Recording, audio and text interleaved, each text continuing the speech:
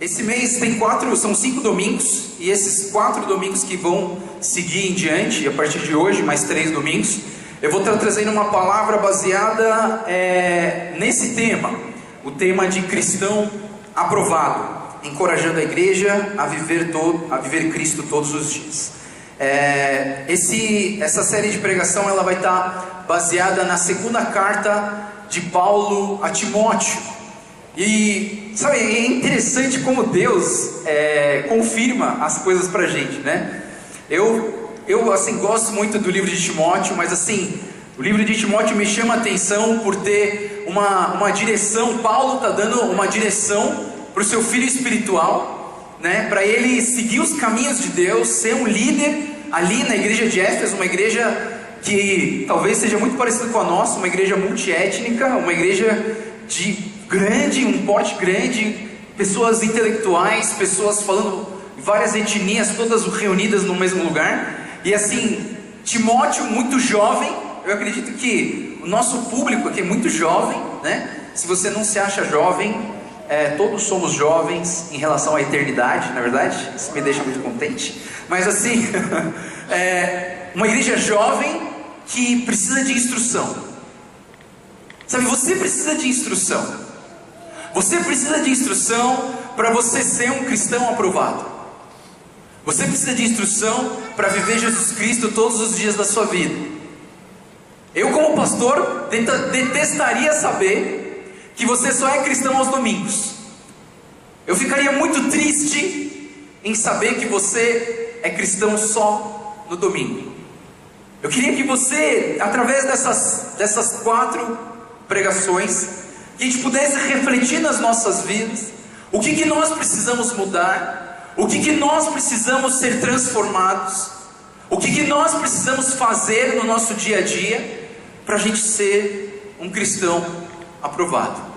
O versículo-chave, eu vou usar a primeira, não a primeira carta, vou usar a segunda carta de Timóteo, vou explicar o porquê dessa escolha mais adiante.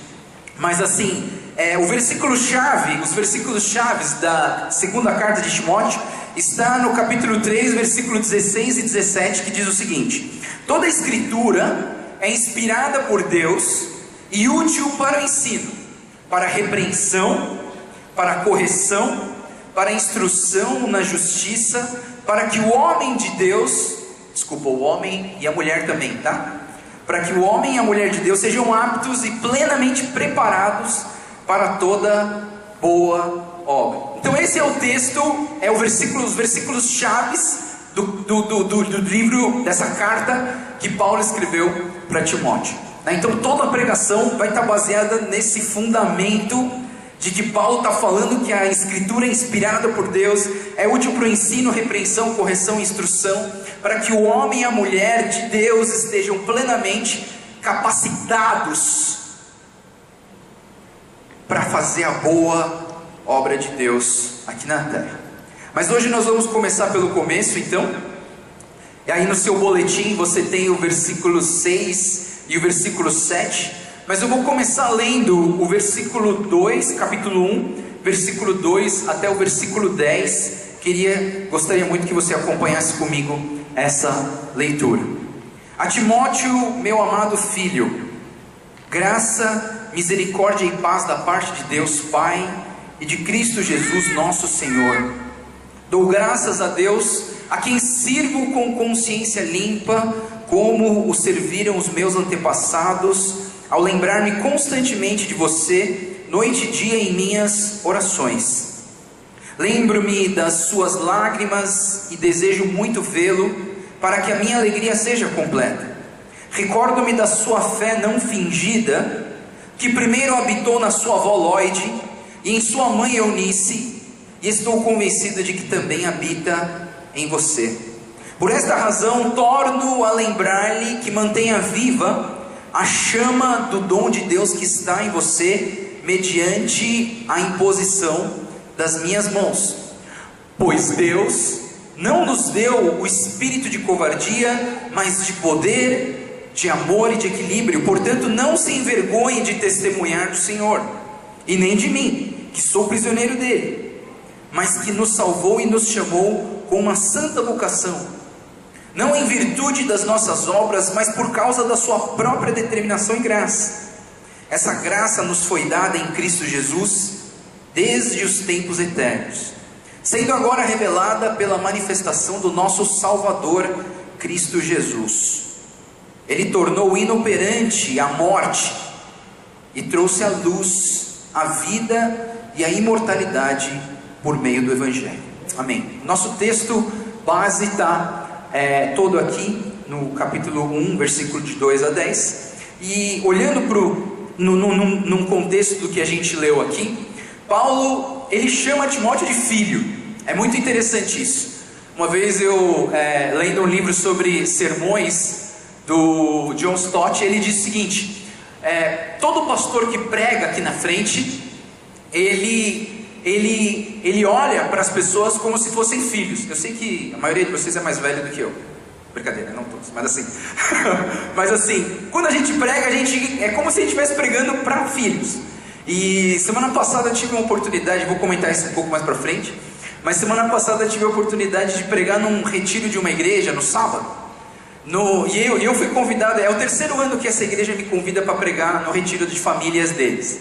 E eu preguei primeiro ano para os adultos, segundo ano me chamaram para pregar para os jovens, e semana passada me chamaram para pregar para as crianças, de 4 a 10 anos. Até pensei, como que eu vou pregar para as crianças? Tanto tempo que eu não prego para as crianças. Eu sei que eu falo de Jesus, eu conto historinha para minhas filhas, tal, mas assim, faz tanto tempo que eu não prego para as crianças. Eu tinha que pregar uma série, 3 pregações para as crianças. E foi interessante que eu pedi ajuda das minhas filhas, né? Da Sara e da Estela. E elas me ajudaram a elaborar as pregações, as atividades. Foi um negócio muito legal, muito legal. E quando eu fui pregar, eu estava pregando, e a Yuyu e a Teté, minhas filhas, elas ficaram bem na minha frente. Elas ficavam olhando para a minha cara. Aí eu achava tão interessante, né? Eu estou pregando exatamente para as minhas filhas, mas eu considerei que todas aquelas crianças eram meus filhos. Sabe, Deus, no Velho Testamento, ele não tinha muito, as pessoas não tinham muito essa ideia de que Deus era Pai, Deus era o Senhor. Mas no Novo Testamento, Jesus veio mostrar, através da sua vida, que nosso Deus é um Deus Pai. Ele te ama como filho, Ele te respeita como filho, Ele te ama como filho. Essa música que a gente acabou de cantar, uma música que eu não tinha ouvido ainda, a primeira vez, mas gostei muito que ele fala, a música fala, um bom Pai. Nós somos amados por Deus. Primeira coisa que eu vejo na carta de Timóteo, que Timóteo é considerado por Paulo um filho. E essas instruções, pessoal, presta bastante atenção. As instruções que a gente vai estudar, que a gente vai ler na segunda carta de Timóteo, são instruções que um pai daria para o seu filho, ou para a sua filha. E esse texto, ele faz o seguinte, ele mostra também a fé que Timóteo tinha. Não era uma fé que vinha dele mesmo, né? Uma fé que vinha do nada na vida de Timóteo, mas não. Aqui o texto diz assim: recordo-me da sua fé não fingida, que primeiro habitou na sua avó, Lóide, depois em sua mãe, Eunice, e agora estou convencido que habita em você. É muito interessante que você como a pessoa que conhece Jesus, você é responsável por levar a próxima geração a conhecer o Senhor Jesus. Estou falando um pouco aqui com os pais, ou com os futuros pais e mães. Vocês têm a responsabilidade de passar essa fé não fingida, que habita em você, para que ela habite também nos seus filhos e nas suas filhas. De um modo geral, eu quero dizer para vocês que a segunda carta de Paulo a Timóteo tem 2 características muito peculiares. Primeiro, essa carta ela foi escrita durante a prisão de Paulo em Roma, antes da sua iminente execução por ordem do imperador Nero. Então Paulo estava preso, e várias cartas que Paulo escreveu para Filipenses, para vários lugares. Ele escreveu na prisão, ele estava preso e ele escrevia cartas para as igrejas. E uma dessas cartas, uma das últimas cartas, foi a segunda carta de Paulo a Timóteo. Ele já estava esperando que ele estava sendo condenado à morte, e praticamente são as últimas palavras que Paulo se dirigia à pessoa de Timóteo. Então é uma carta extremamente importante. Segunda característica da segunda carta de Paulo a Timóteo é que Paulo, ele aconselha Timóteo a aceitar os sofrimentos e também lutar pela integridade e a veracidade da palavra de Deus.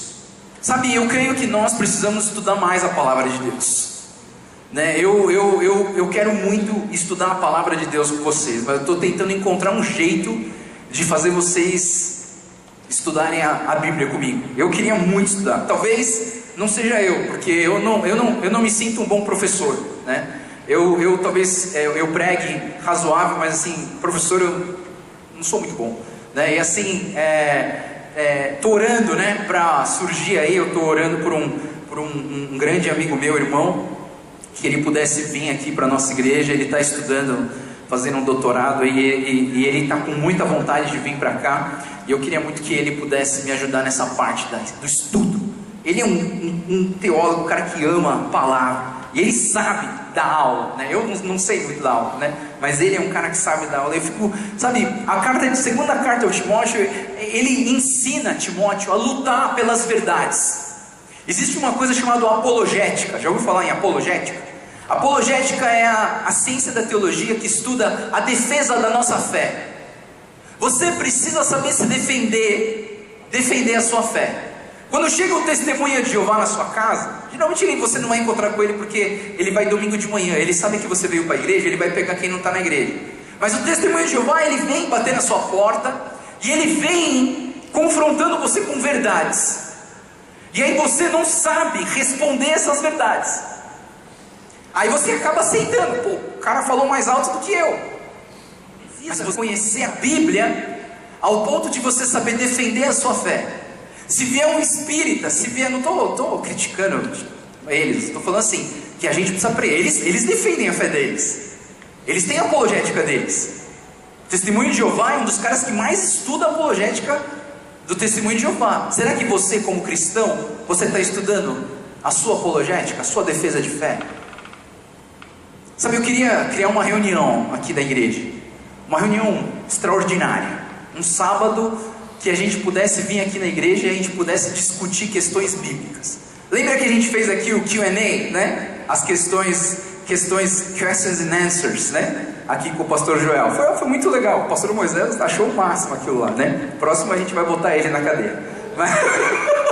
Mas assim, se a gente pudesse bater um papo, tem coisas que eu não consigo falar na pregação, mas se a gente sentar numa sala e começar a soltar as nossas verdades, os nossos achômetros, talvez a gente pudesse encontrar na Bíblia uma direção um pouco mais palpável e argumentável para as nossas questões e para as nossas dúvidas. Hoje a gente vai falar um pouco sobre isso, mas não quero me entrar muito nisso. Mas Timóteo vai falar sobre isso, vai trabalhar essa questão. Mas a minha tarefa de hoje, a minha pregação de hoje, ela vai se basear nos 2 versículos que estão aí no seu boletim.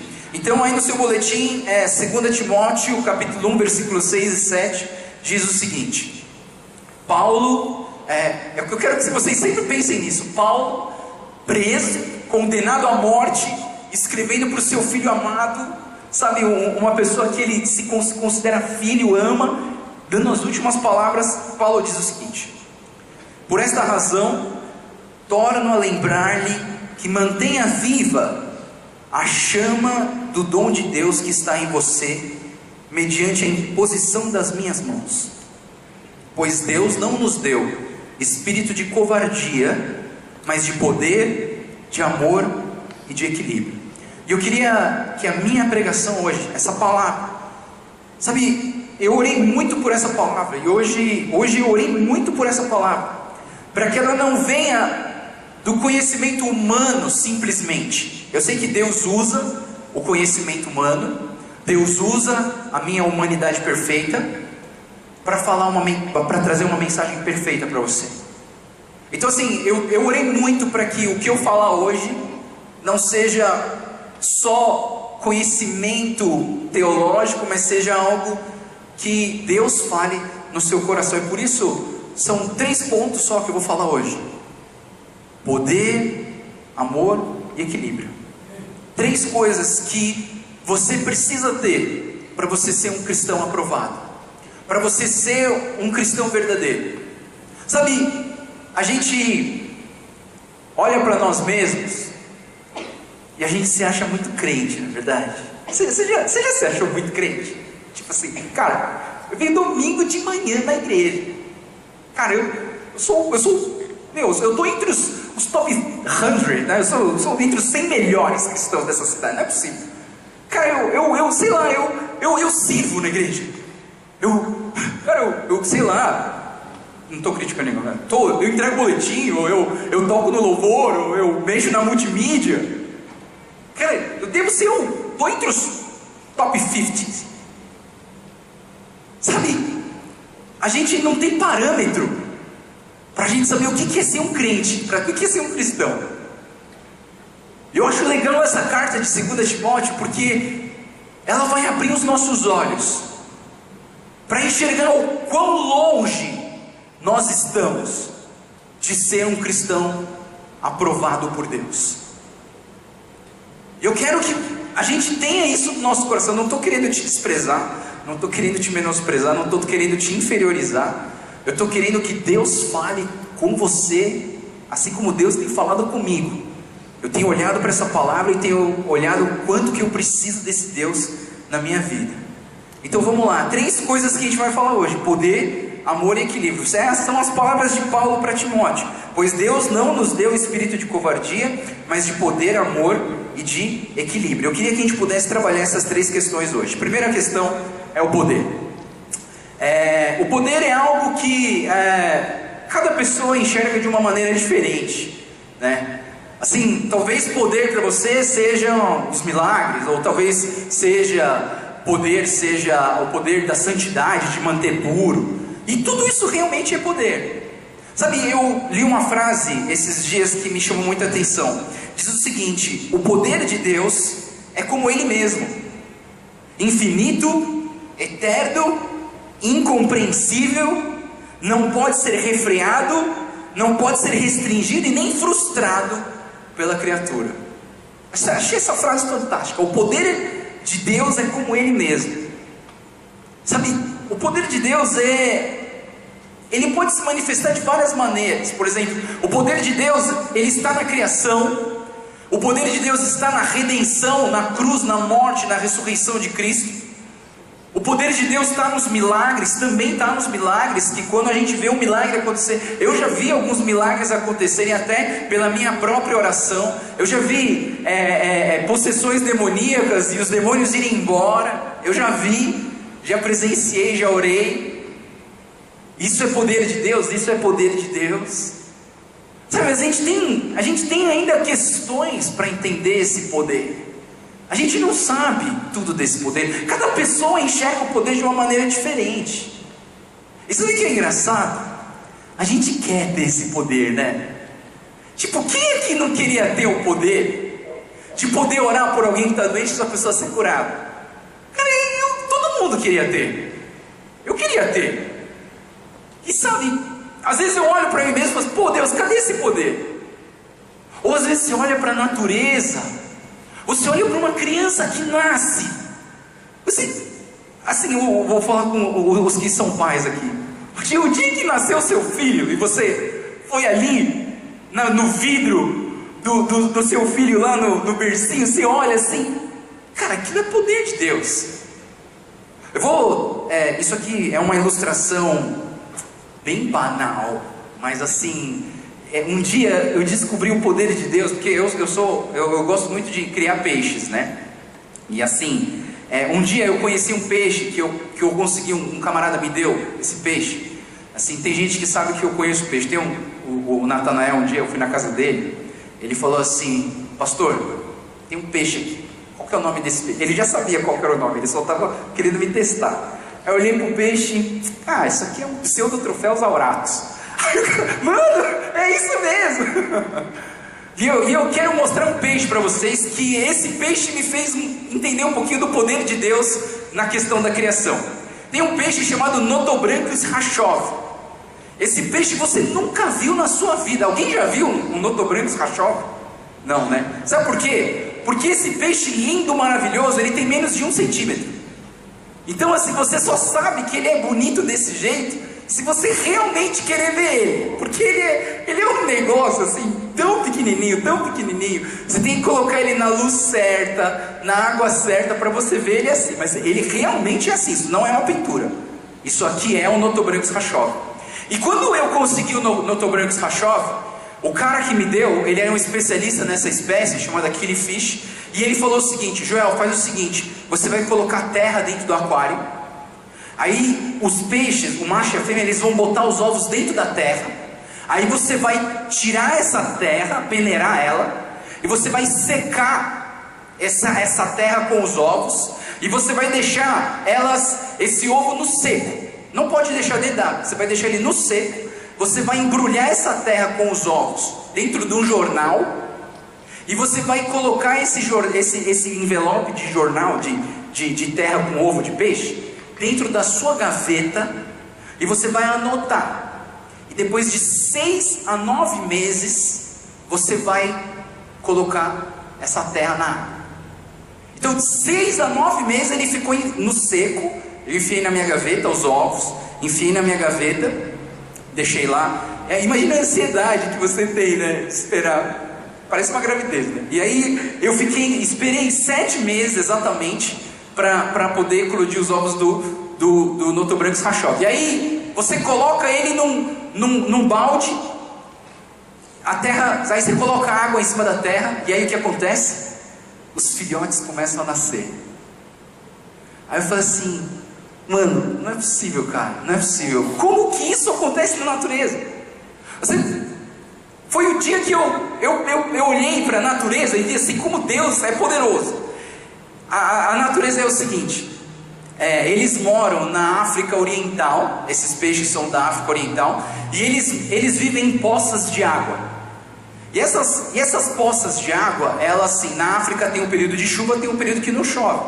Então tem um período que aquela poça de água ela se seca por completo, e aí todos os peixes morrem.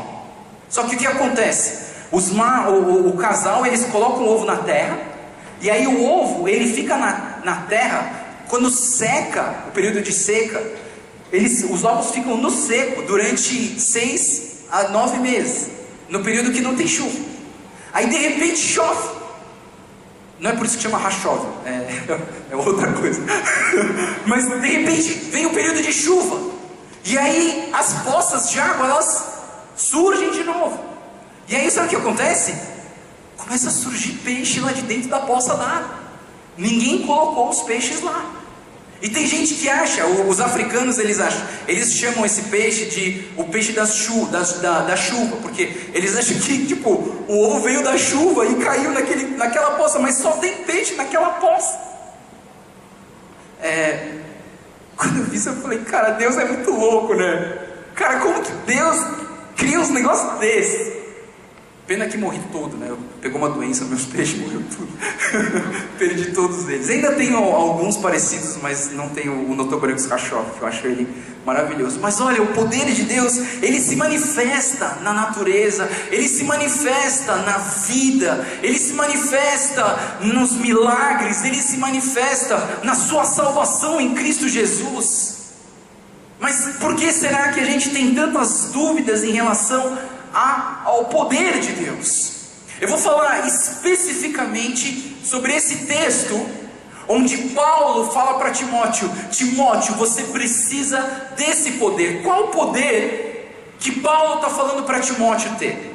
E o poder que Paulo fala para Timóteo ter é esse: o poder que nos capacita à santidade e ao serviço cristão, que nos é doado através dos dons espirituais e da presença do Espírito de Deus em nós. É esse o poder que Paulo quer na vida de Timóteo.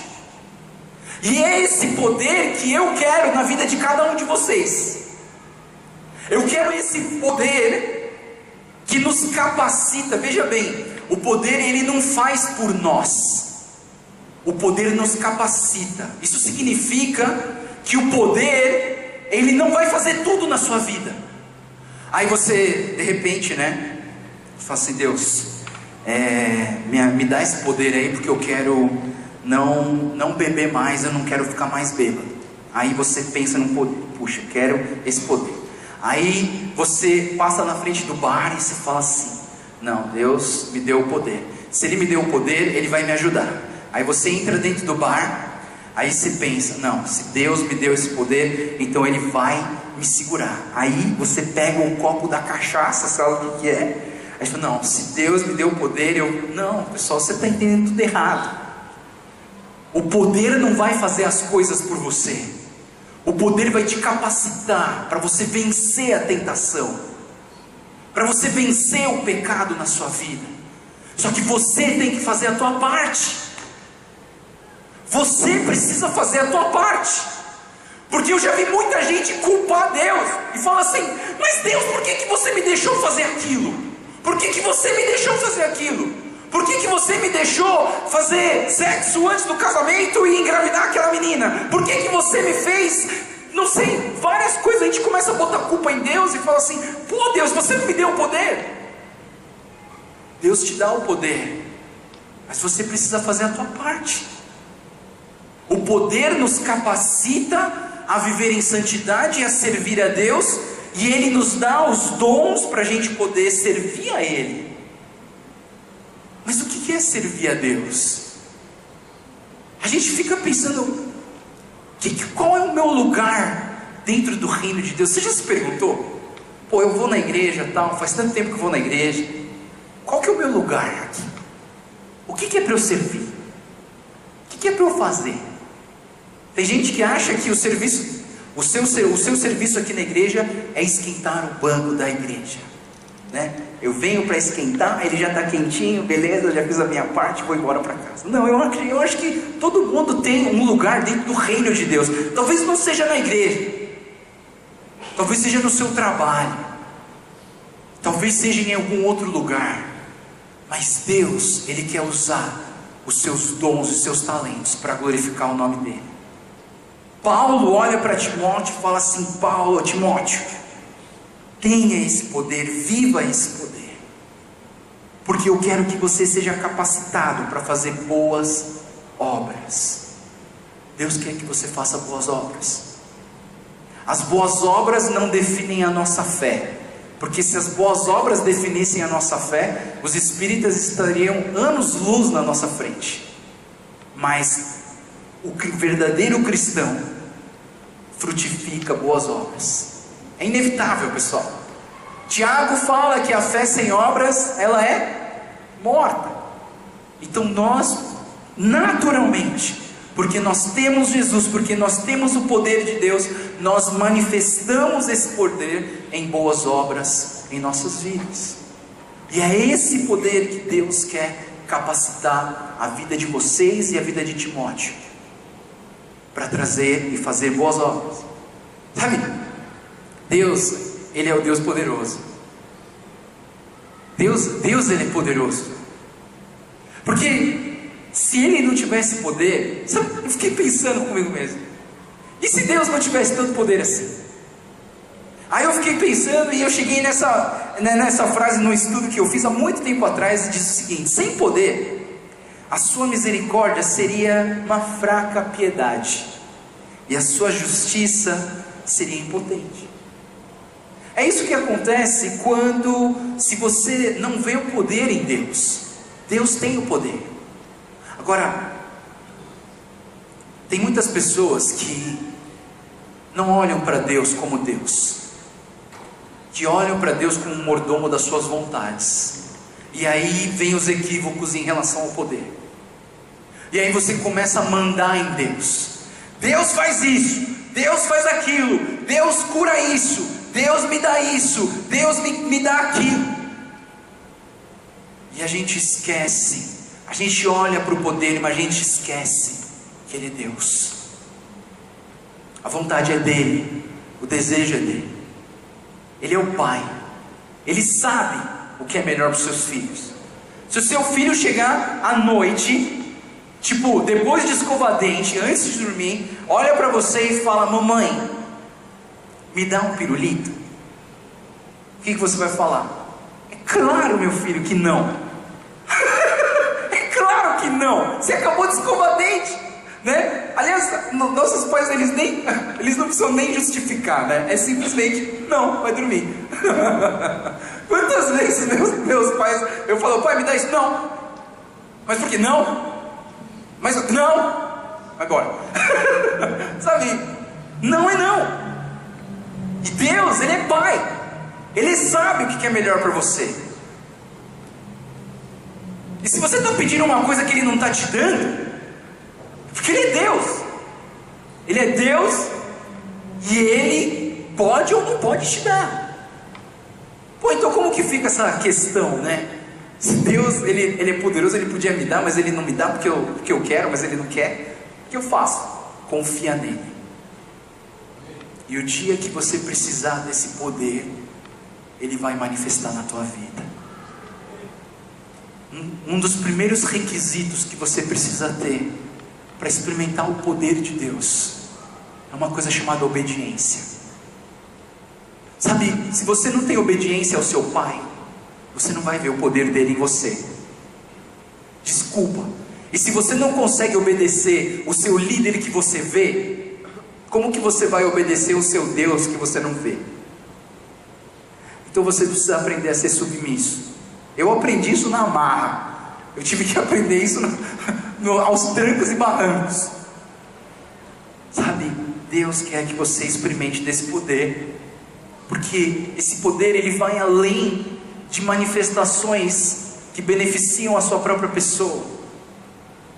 O jeito que eu mais gosto de ver o poder de Deus é na salvação que nós temos em Cristo Jesus. E Romanos capítulo 1, versículo 16 diz assim: não me envergonho do Evangelho, porque é poder de Deus, para a salvação de todo aquele que crê, primeiro do judeu e depois do grego. Você estar aqui na igreja é a manifestação do poder de Deus, porque não era para você estar aqui, era para você estar na sua cama, era para você estar descansando. Hoje é domingo, o que você está fazendo aqui? Manifestação do poder de Deus, porque você foi salvo, porque você experimentou a salvação de Deus, o poder de Deus na sua vida. Pessoal, tem muita coisa para a gente falar sobre o poder. Se você tiver dúvidas, me escreva, sabe? Eu gosto de conversar com as pessoas sobre essas questões, mas eu vou fechar aqui com essa questão de que Timóteo recebe uma instrução de Paulo, para que esse poder venha capacitá-lo, para fazer coisas boas, viver em santidade, ser capacitado para servir as pessoas e praticar as boas obras. Segundo ponto de hoje é o amor. Mais um tema gigantesco, né? Para a gente falar do amor aqui, a gente poderia ir longe, mas eu vou me limitar ao amor na questão onde Paulo olha para Timóteo e fala para ele: poder, amor e equilíbrio. 3 coisas que Paulo olha para Timóteo e fala: Timóteo, você precisa dessas 3 qualidades, dessas 3 virtudes na sua vida, para que você possa ser um crente aprovado, para que você seja um bom líder, para que você seja uma pessoa que faz diferença na sua sociedade. E eu quero então resumir o amor que Paulo está entregando ou pedindo para Timóteo em uma frase: cuidar dos outros assim como eu gostaria de ser cuidado. Cuidar dos outros assim como eu gostaria de ser cuidado. Como que você gostaria de ser cuidado? Sabe, a gente é fácil criticar, né? É fácil falar assim: ah, você nunca me deu amor, ah, você nunca me deu uma flor, eu queria tanto uma flor e você não me deu. Aliás, quando você me deu, você parou no trânsito e ainda pediu desconto. Você, sabe, às vezes a gente fica pensando assim: puxa, eu queria ganhar isso, eu queria ganhar um carro de você, eu queria ganhar, sei lá, um bom dia todos os dias, um beijinho antes de você sair de casa, e você não me dá. Sabe o que você pode fazer? Faça para essa pessoa o que você gostaria de receber. Cuide dos outros assim como você gostaria de ser cuidado. Sabe, Paulo, quando ele olha para a igreja, quando ele olha para as pessoas, quando ele olha para as pessoas que não têm Jesus, eu acho que dava um certo desespero na vida de Paulo.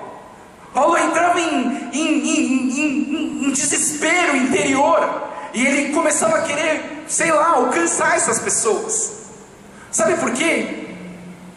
Porque ele também gostaria de ser alcançado, porque ele foi alcançado. Deus, ele quer usar a sua vida para manifestar amor para as pessoas que estão ao seu redor. Talvez você reclame assim: mas minha esposa nunca ora por mim, minha esposa nunca vem orar por mim. Vai lá e ora, camarada. Vai lá e ora. Cuide dos outros assim como você gostaria de ser cuidado. Ame o teu próximo como você ama a si mesmo. Sabe, esse é o amor. Quando Deus fala em amor, Ele fala assim: ame o Senhor seu Deus com toda a sua força, com todo o seu entendimento, com tudo o que você sabe, com tudo o que você tem na sua vida. Ame o Senhor seu Deus, e semelhante a esse, ame o seu próximo como a ti mesmo. Então nós precisamos aprender a botar essas coisas em prática. O que é colocar o amor em prática? Colocar o amor em prática é você pensar, mais uma vez, estou resgatando aí várias outras palavras que eu já falei, mas é você resgatar a ideia de você pensar o que Jesus faria se Ele estivesse no seu lugar. E aí eu venho com Filipenses capítulo 2, versículo 4 ao versículo 7, que diz o seguinte: cada um cuide, não somente dos seus interesses, mas também dos interesses dos outros. Seja a atitude de vocês a mesma de Cristo Jesus, que embora sendo Deus, não considerou o ser igual a Deus, que era algo que ele deveria pegar-se, mas esvaziou-se de si mesmo, vindo a ser servo, tornando-se semelhante aos homens. O que Jesus faria no seu lugar? Eu falei para vocês no começo da pregação, num retiro de crianças, e eu trouxe exatamente esse ponto na última pregação que eu fiz para aquelas crianças. E eu pensei: puxa, como que eu vou fazer essas crianças memorizarem o que eu quero falar para elas sobre ter as mesmas atitudes de Jesus Cristo? Aí eu tive uma luz, me deu uma luz na preparação das palavras. E eu pensei, eu peguei uma cadeira, tinha 22 crianças, eu peguei uma cadeira, eu abri uma caixa de especialidades Nestlé. Todo mundo sabe que é uma caixa de especialidades Nestlé, né? Eu abri aquela caixa, joguei todos os bombons ali em cima daquela cadeira e falei assim: se você, criança, se eu chamasse você aqui na frente, né, e você pudesse pegar um bombom aqui, o que Jesus faria? Aí eu chamei uma menina chamada Lívia, coisa mais linda do mundo. A menina veio, né? Ela veio, ela ficou na frente dos chocolates e ela ficou escolhendo. E é engraçado que ela ficou olhando para as pessoas e olhando para os chocolates, porque ela queria ver qual chocolate que aquela criança ia gostar. Ela ficou preocupada em saber qual chocolate que ela ia gostar. E ela ficou olhando assim. Aí eu perguntei: o que Jesus faria se ele estivesse no seu lugar agora? Cara, aquela menininha, ela pegou um chocolate e levou para o outro menininho e deu para ele. Cara, saiu lágrima do meu olho.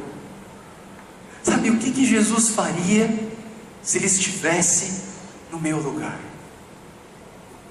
O que Jesus faria se eu olhasse o meu filho fazendo uma coisa errada? O que Jesus faria se eu olhasse uma pessoa chorando? O que Jesus faria? O que Jesus faria, sabe? Olhando para a nossa família, o que Jesus faria? Seja a mesma atitude de vocês, a mesma de Cristo Jesus. Para isso você precisa conhecer a palavra. Porque se você não conhece Jesus, você não faz a menor ideia do que Jesus faria. Você precisa ter um mínimo do conhecimento de Jesus para você saber o que Jesus faria. Então, lição de casa para essa semana: leia o Evangelho de João. Faz um favor por mim, leia o Evangelho de João. É muito simples, muito rápido. É muito legal ler o Evangelho de João, para você ter alguma ideia sobre o que Jesus faria no meu lugar. Última virtude que Paulo colocou aqui para Timóteo nesse texto. Primeiro ele falou sobre o poder, depois ele falou sobre amor, e por último ele falou sobre uma coisa chamada equilíbrio. E talvez essa palavra seja uma das palavras mais difíceis para nós. Talvez essa seja... O poder até dá, né, irmão? Porque a gente sabe que a gente não tem mesmo. Então assim, a gente vai pedir para Deus e Deus vai me dar. A gente olha para o amor e a gente fala assim: amor, pô, eu tenho acostumado, eu amo meu filho, eu amo minha esposa de vez em quando. E às vezes a gente começa a pensar: não, o amor até que dá. Mas o equilíbrio é algo que, quando eu comecei a estudar esse texto, doeu muito no meu coração. Eu falei para mim mesmo: quem sou eu para falar de equilíbrio para alguém? Por isso que eu orei bastante para Deus falar com você, não o pastor Joel, porque se for o pastor Joel, você vai falar assim: mas esse cara nem ele faz, eu vou fazer. Mas eu quero que a gente possa refletir nisso. Em outras versões da Bíblia, o equilíbrio também é chamado de moderação. O equilíbrio pode ser chamado também de autocontrole, ou o equilíbrio pode ser chamado de autodisciplina. Mas uma das que eu mais gosto, que eu acho que é mais bíblico, é chamar o equilíbrio de domínio próprio. Eu acredito que todo cristão deveria ter domínio próprio. Domínio próprio está ali no fruto do Espírito. Quando você vai para Gálatas capítulo 5, mais ou menos no versículo 22, você vai ver que Paulo fala sobre o fruto do Espírito: amor, longanimidade, paciência, bondade, benignidade. Todos eles terminam com o quê? Domínio próprio. Deus fala que o fruto do Espírito é ter domínio próprio. Mas nós somos pessoas assim que tem uma dificuldade muito grande, porque o maior problema do equilíbrio são os nossos extremismos. Nós temos um problema de extremismo gigantesco. Sabe,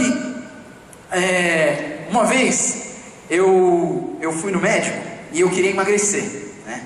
Eu fui no médico e o médico, ele me convenceu que eu não era para eu comer mais carboidratos, mas eu só era para comer só proteína, só carne e verdura. E eu lembro exatamente como esse cara me convenceu. Foi ridículo, isso arrebentou minha saúde. Mas assim, eu vou explicar para vocês. Por favor, não se convença, tá? Foi um negócio meu. Quando eu contei para minha esposa deu tanta risada, parecia uma piada, né? O médico chegou para mim e falou assim: Joel, o boi é gordo? O que ele come? Verdura. O elefante é gordo? O que ele come? Verdura. A águia é gorda? Não. Come o que? Carne. O leão é gordo? Não. Come o que? Carne. Come só carne, camarada.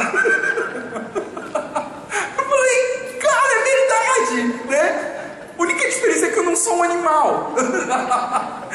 E eu saí de lá falando: não, agora eu vou pra churrascaria, eu vou me arrebentar. E para quem já fez esse regime do Arctic, você sabe, né? Tudo bem, a primeira semana comer carne, tranquilo. Cara, na segunda semana você não quer nem ver carne na tua frente. Quando você sente o cheiro do bife frito, já te dá náuseas, né? E eu sei que eu tentei fazer isso durante um tempo, eu sei que eu passei muito mal. A minha saúde desregulou completamente. Nada contra quem está fazendo, tá, pessoal? Se você tiver baseado com um nutricionista, tudo direitinho, não tem problema, tá? Mas eu fiz de uma forma muito extremista, e aquilo arrebentou com a minha saúde. E sabe, nós temos essa tendência de cair para o extremismo. É o 8 ou 80. Eu falei um pouquinho disso, só um pouquinho, aqui no texto, na palavra do pastor dessa semana, sobre a vida equilibrada. Eu vou falar 4 semanas sobre vida equilibrada, e você pode acompanhar aqui no boletim esses textos. Mas sabe, nós somos 880. Sabe, há um tempo atrás você não estava vindo na igreja. Há um tempo atrás você estava super longe de Deus. E agora que você voltou para Deus, aí você está bombando com tudo e você quer flutuar nas nuvens. A gente tem muito extremismo. Eu não li a Bíblia e de repente agora eu como a Bíblia o dia inteiro e só faço isso. Antes eu não queria vir no culto e agora eu vou no culto 4, 5 vezes por semana. Nós somos muito levados ao extremismo. Nós precisamos aprender a ter equilíbrio. Nós precisamos aprender a ter moderação. Eu digo para você, será que pela sua própria força você vai conseguir? Sabe, eu vejo tantas pessoas tentando controlar a bebida, tentando controlar cigarro, tentando controlar, sei lá, que seja futebol, que seja esporte, que seja ginástica, que seja, sei lá. Mas nós somos extremamente extremistas. E a gente quer fazer uma coisa e a gente não consegue largar. Sabe? E a gente precisava ter mais equilíbrio. A gente precisava aprender com Deus a ter mais equilíbrio. Sabe, uma pessoa equilibrada é uma pessoa que ela aceita conselho dos outros. Uma pessoa equilibrada é uma pessoa que tem um coração apreendível, um coração que ouve outras pessoas. Porque extremista também é ser uma pessoa tão orgulhosa das suas convicções que ela não abre mão de viver de outra forma. Claro, tem verdades absolutas que você não pode abrir mão. Tem verdades absolutas que você não pode abrir mão. Jesus Cristo morreu numa cruz, ressuscitou no terceiro dia e está vivo até hoje e vai voltar, vai ter uma segunda vez. Não tem quem me faça mudar de ideia em relação a isso, porque isso é uma verdade absoluta. Mas sabe, às vezes a gente lê a Bíblia e a gente fica assim, cara, como que Jonas foi engolido por um peixe e viveu 3 dias lá? Sabe, a gente fica assim, não pode ser um negócio desse. E às vezes eu fico pensando comigo mesmo, sabe? Cara, como que lê a Bíblia? Porque se eu acredito piamente em tudo que ela fala, eu sou fundamentalista. Se eu começo a interpretar da maneira que eu quiser, eu sou liberal. E aí a gente começa a entrar em várias crises do cristianismo, e a gente começa a ver até coisas erradas. Mas sabe, às vezes o nosso cristianismo, ele está desequilibrado em vários pontos. Em vários pontos ele está desequilibrado. Alguns acreditam que a teologia calvinista é mais perfeita, e outro fala que o arminiano é mais perfeito. Ou as tradições, sabe? Nós somos muito tradicionais.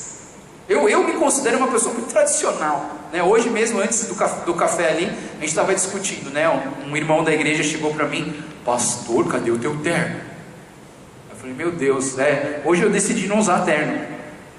Daí ficou meio assim. Aí o outro começou a falar sobre o terno e tal, e o terno usa tal dia, tal hora. Eu falei assim: puxa, será que eu não sou tradicional, ou será que eu sou tradicional? Ontem teve uma reunião de oração, e assim, eu sei que entre os coreanos existe uma tradição, quando eles começam a orar, não sei se alguém já viu isso, eles começam a gritar 3 vezes Senhor em coreano. Chuya!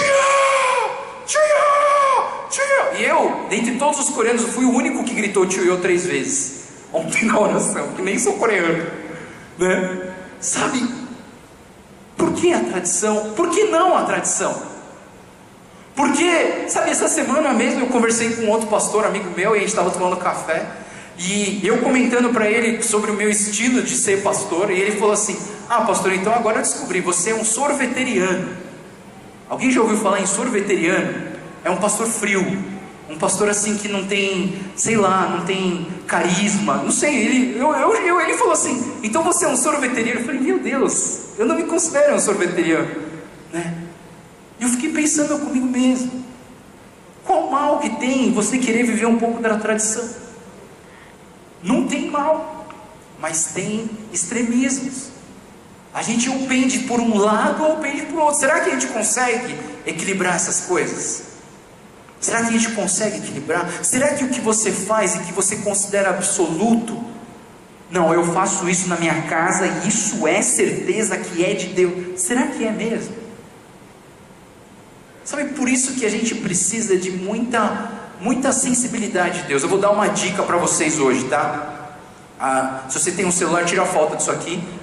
Abra no seu Google, você coloque lá Cristianismo Equilibrado, John Stott, está no site do mundo. É que eu não coloquei aqui porque ele é muito grande. Mas assim, esse texto do John Stott é um texto bárbaro, que você pode refletir sobre essa questão dos extremismos. Nós temos a tendência dentro do cristianismo em ser extremistas em vários pontos, mas John Stott ele ajuda a gente a refletir um pouco nessa questão, essa questão de ser um pouco mais equilibrado, sabe, de aceitar as pessoas do jeito que elas são, e não taxar elas como pecadores miseráveis indo para o inferno, e eu não vou ficar do lado dessa pessoa porque senão ele vai me levar junto. Não, sabe, a gente precisa ter um cristianismo mais equilibrado. Se ele leva a espiritualidade de uma forma e eu levo de uma outra forma, qual o problema da gente viver junto? Sabe, se um dá risada no espírito e o outro não sabe bater palma no culto, qual o problema nisso? Nós precisamos aceitar as pessoas do jeito que elas são. Cuide do outro assim como você gostaria de ser cuidado. Sabe, equilíbrio, um texto que eu posso trazer para vocês de equilíbrio na Bíblia. Quando Jesus olhou para as pessoas, ele começou a enviar as pessoas para falar do reino de Deus. Vai lá, 72 pessoas, falou, vai, fala do reino de Deus, vai em todos os lugares. E mesmo que as pessoas não te aceitarem, continua falando. Só que quando você encontra uma pessoa que não quer te ouvir, a gente chega nos extremos, não é verdade? Se a pessoa não quer me ouvir, também que vá para o inferno. A gente fala assim mesmo. Mas olha só o que a Bíblia fala em Lucas capítulo 10, 5 e 6. Ele diz o seguinte, ele fala, quando entrarem numa casa, digam primeiro, a paz está nessa casa. Se houver ali um homem de paz, a paz de vocês repousará sobre ele. E se não houver? Mas se não, essa paz voltará para você. Se essa pessoa não quer receber aquilo que você quer dar, aquilo que você quer dar vai voltar para você. Sabe, você não precisa ficar bravo, você não precisa xingar ninguém, você não precisa ficar emburrado, voltar para a tua casa triste porque aquela pessoa não ouviu sobre Jesus. Por quê? Porque aquele Jesus que você estava querendo que ela conhecesse, vai voltar para você. Você vai receber esse Jesus na sua vida. Vamos pedir para Deus, Deus, me ajuda a ser mais equilibrado. Então, para terminar, uma frase que eu achei no Champlin, que eu gosto muito desses livros, eles dizem o seguinte: o poder indica a intensidade de vida, o amor indica o caloroso afeto de uma vida abnegada, e o autocontrole indica uma vida razoável, disciplinada e ordeira. Este é o espírito que Deus confere a todos os crentes consagrados, e que você receba, que você tome na sua vida o poder, o amor e o equilíbrio. Que o Espírito Santo de Deus te capacite para você viver o poder, o amor e o equilíbrio na sua vida cristã aprovada. Vamos orar. Senhor Deus, muito obrigado, Pai. Muito obrigado pela Tua presença nas nossas vidas. Obrigado, Deus, porque o Senhor nos instrui a viver de uma maneira que agrada aos Teus olhos. Deus, que o Senhor nos ajude, que o Senhor derrame do Teu poder sobre nós, o poder que nos capacita a viver em santidade, o poder que nos capacita a servir os outros e amar os outros. Deus, obrigado porque o Senhor é um Deus poderoso. Obrigado porque o Senhor tem todo o poder no céu e na terra. Obrigado porque o Senhor é um Deus que vai muito além daquilo que nós conhecemos e podemos fazer. Deus, abençoa-nos com o Teu amor, nos ajuda, nos ensina, Deus, a cuidar dos outros, assim como gostaríamos de ser cuidados. Abençoa, Deus, as nossas vidas com esse amor, nos ensina a amar o nosso próximo, nos ensina a viver esse amor verdadeiro e incondicional, que o Senhor deu para nós. Por fim, Deus, que o Senhor nos dê uma vida mais equilibrada. Deus, como é difícil viver uma vida equilibrada. Como é difícil ter um coração maleável e aprendível. Deus, nós temos dificuldade de viver o equilíbrio em nós, principalmente nos nossos relacionamentos. E eu oro, Deus, para que o Senhor nos capacite com esse equilíbrio, para que através do Teu poder nós possamos amar o nosso próximo. Capacita-nos, Pai, a viver como cristãos aprovados pelo Senhor. É o que nós te pedimos e oramos, em nome do Senhor Jesus.